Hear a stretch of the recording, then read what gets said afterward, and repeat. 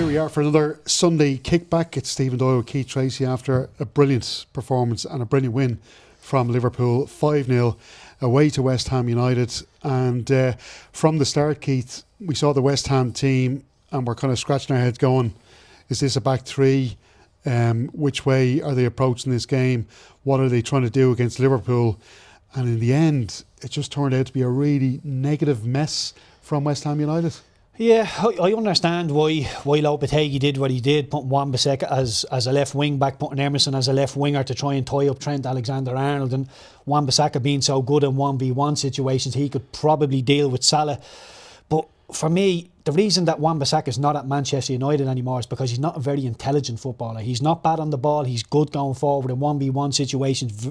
You know, he can be good, but on the ball, he's not the most intelligent. And if you're going to keep having him in the middle of the pitch and getting him on the ball, you can go and nick the ball off of Wan-Bissaka so many times. And West Ham turned the ball over so easily in their own third that it wasn't, half of it was a good Liverpool press, most of it was just West Ham poor play. And they just didn't look at the races for me. After the first half an hour, you're thinking it's lucky to be still 0-0, change how you're playing, go and do something a little bit different. But you just kept doing the same thing over and over and over. I know Wan-Bissaka goes to right back in the second half, but to be honest, the damage was done. That 15 minutes from 30th minute to the 45th minute, when Liverpool managed to score those 3 goals, they just blew West Ham away. And I know game management is a thing that's spoke about an awful lot, but West Ham have absolutely none of it. The start of the second half, they were never going to win that game of football. But what you can do is say, well, they're not going to score it again. We're going to stink the house out. They'll beat us 3-0 and that'll be that. We'll show a bit of backbone. But they just keep doing what they were doing.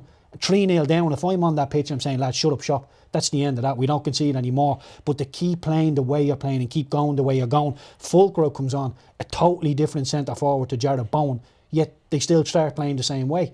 It's nonsensical for me. You're sort of a halfish high line, which is not what you want. If you're Luis Diaz and Mo Salah and you see West Ham there and they're playing a high line, you're licking your lips thinking, lovely, because Trent Alexander-Arnold's delivery in behind is so hard that you don't want to be a centre-half running towards your own goal. So the way Lopetegui set them up, I didn't think was great. In the second half, I didn't think was great. I think you can be a little bit more defensive, have a little bit more game management about you. And I'm not sure if it's modern football or how these new modern managers go about. Lopetegui's not a modern manager, but you've got to have a plan B. If plan A is not working, which it clearly wasn't in the first half, you've got to have something else. But West Ham just had plan A and plan A.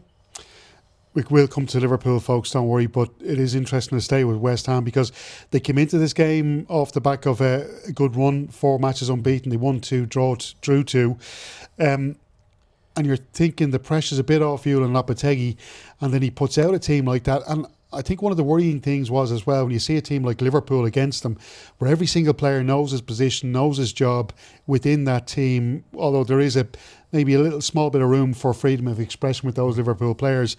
But the West Ham players all just look confused. Like it's as if, especially in midfield as well, you got players like Alvarez, Carlos Soler, Kudus, one of the brighter, I suppose, performances in that team. But a lot of players just don't seem to know what they're doing within that Lopetegui team.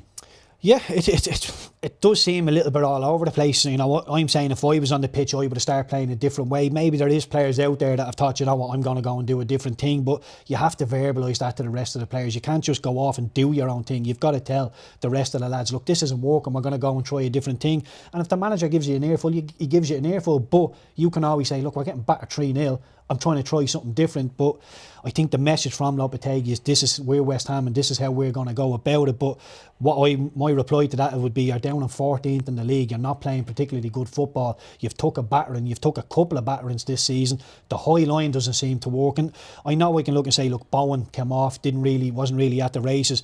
Mikel Antonio, I think, is a big miss for them. Fulkrug, not really coming to the party just yet, although, at Borussia Dortmund he was good, for Germany he was good. He's had a big injury, he will need time to get into the West Ham team. But like I say, when he comes in, there's no balls going into the box, they're not asking questions of Kwanzaa. You've got to be smart enough to think, there's a young lad coming on who hasn't played an awful lot of football, let's get on to him, let's see if we can get a reward, because the lad next to him, Van Dijk, is one of the best centre halves in the world. So I think you have to be a little bit more sensible about who you target and who you go after. For me, West Ham just thought, well, we'll attack and see where it brings us, rather than highlighting the weakness and going after it ruthlessly.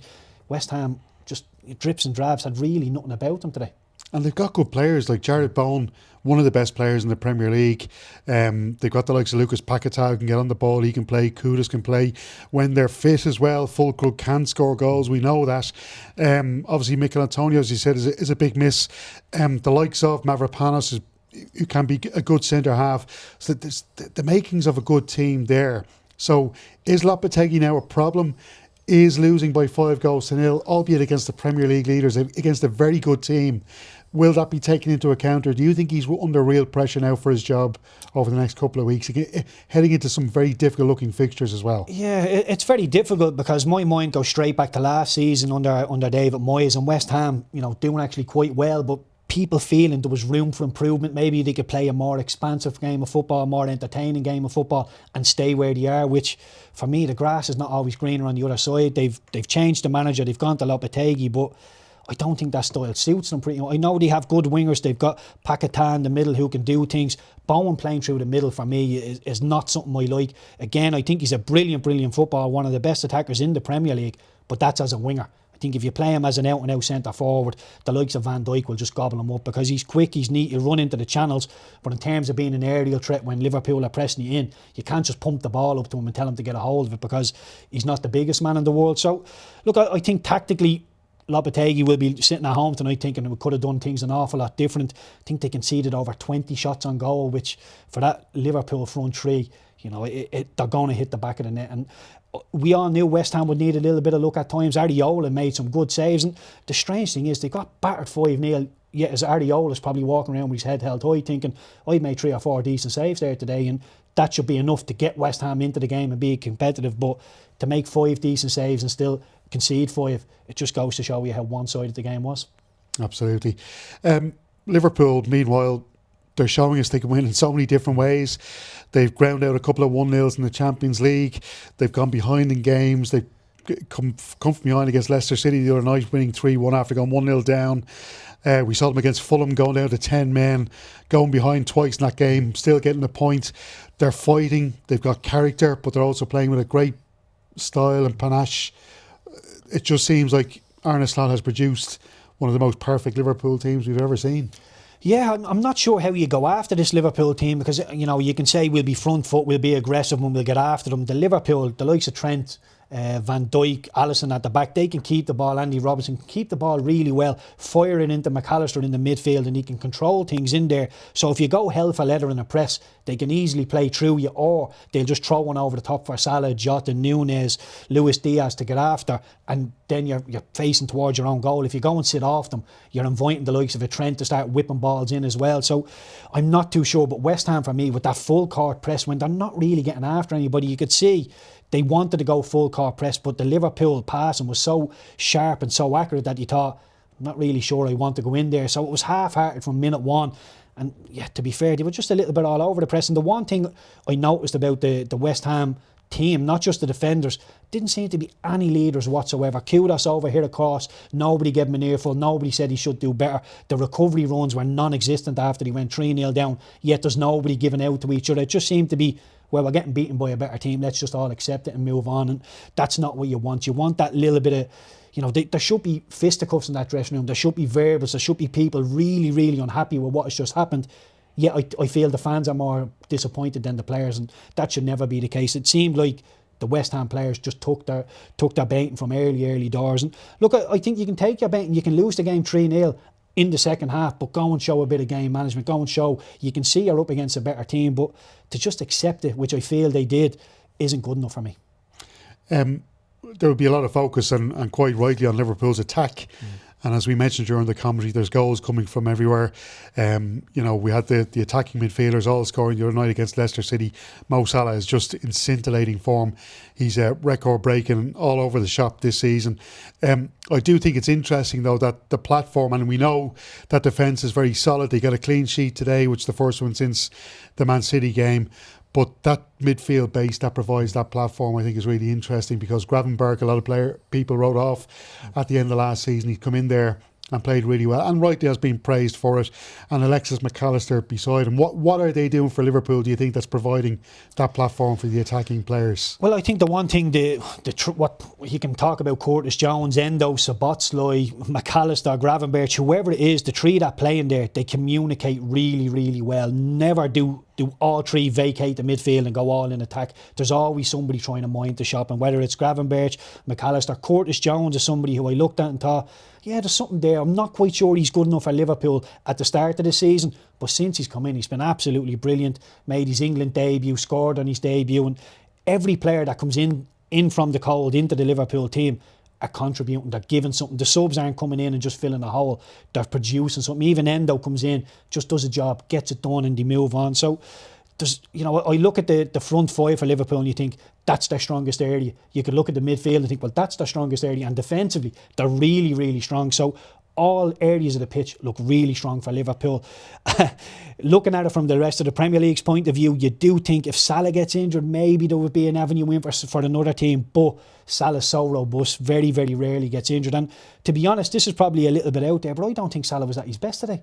I really don't. I think he could have had 3 or 4 goals if he was a little bit more ruthless, but sometimes it gets a little bit too easy for you and you just keep going along with it. And he was a little bit wasteful, but how can you say that when he's 2 assists and a goal in a game, Absolutely. To mention as well that defence, because they've lost Joe Gomez to injury. We don't know how serious that is. Hopefully it's not too serious. From a Liverpool perspective, Ibrahim Kanali's already out.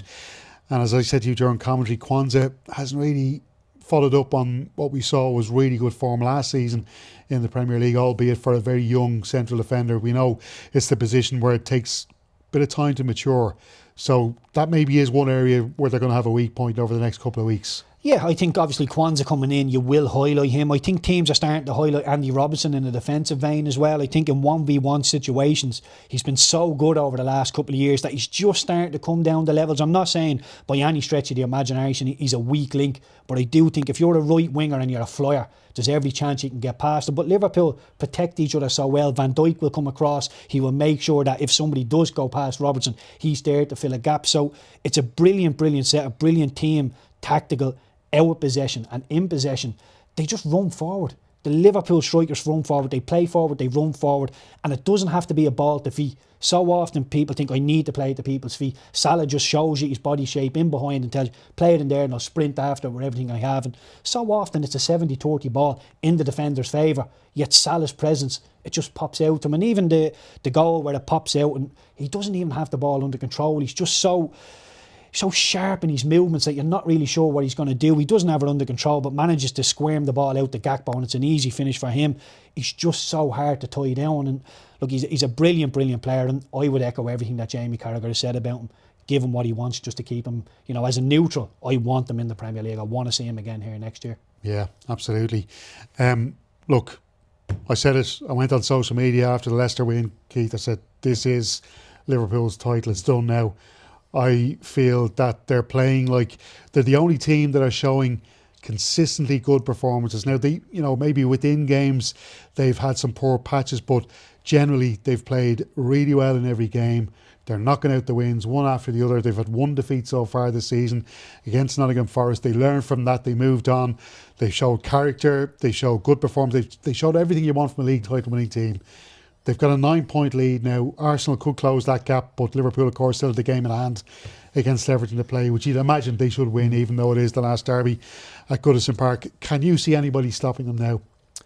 Well, no. The answer would be no. And again, for as good as Liverpool's been, you're looking at somebody, and the closest rivals are Nottingham Forest. I think everybody's expecting them to come off the boil at some point, which is fair enough. They've been absolutely brilliant so far. You're looking at Arsenal without Bukayo Saka. That injury until March, I think, really, really stunts their growth. Chelsea, I think they've done brilliant under Enzo Maresca, but again, I expect them to filter down the league at some point. So do I see anybody catching Liverpool? No, I really don't. I think Manchester City are out of it now. They've been so poor. Not just the results, the performances over the last probably 8 to 10 weeks just haven't been anywhere near the level. So for me, Liverpool, massive, massive favourites. It would, you need them to fall off a cliff now at this stage for, Liverpool, for Arsenal, Chelsea to catch them. Yeah, just to finish then on Arsenal, because they're playing in a couple of days' time when they get to the chance to close that gap. It's against Brentford. Arsenal are kind of funny this season because I know there seems to be a huge reliance on set-piece goals.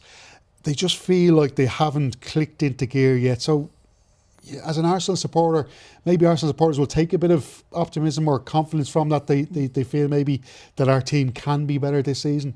Yeah, I think I wouldn't say we've been unlucky, but you look at the set pieces. Set pieces have been brilliant, a big plus for us. But the goals, when Odegaard got injured from open play, just seemed to dry up that little bit. So we were reliant on the set piece goals. Now Odegaard's back in, creating those chances. We've lost Saka, the big outlet for us. So set pieces are going to be big for us. And I'm looking at some of Liverpool's set pieces today, a whole bunch of them setting at the back stick and then coming back in. It is Arsenal-esque. And look, I've played in teams, I know Sam Allardyce's teams, Sean Dyche's teams, where set pieces were bread and butter and you go and make them work. And look, it's a great avenue for winning games, for losing games as well. If you score from set pieces, you'll generally be up around the right end of the table. But do I see that being enough for Arsenal to really give us a title race against Liverpool? I don't think so. And it's not just in the Premier League that Liverpool have been impressive. It's in the Champions League as well. They've been absolutely unbelievable. So reading between the lines, can I take from that you're saying Sam Allardyce maybe should be a target for West Ham? Possibly, look, get him back to London Stadium. Well, to be fair, what do West Ham fans want? Because I go back to the David Moyes thing, probably not entertaining, but they were up the right end of the table. They're going into Europe. They're on the end of the European races. They've Lopetegui in now. And it just looks like it's not going to work. Sometimes style, it's just not the same. You get a manager in and think, go and impose your style onto this dressing room. I think players dictate tactics, not managers dictate tactics. And if you don't have the players available, then you can't play them tactics. And Ruben Amorim coming into Manchester United, this is the way I play. They will fall into the line with how I want it. It's a lot easier to get a manager to get the players to play how the manager wants rather than a manager coming in saying everybody fall into line how I want. But it is what it is. I think it's modern day football that sometimes it's style over substance. Yeah, funny, isn't it? Arsenal have shown that Big Sam, maybe there is room in the game for him still. Anyway, that's been brilliant, Keith. Thanks a million for that and Happy New Year. Happy New Year.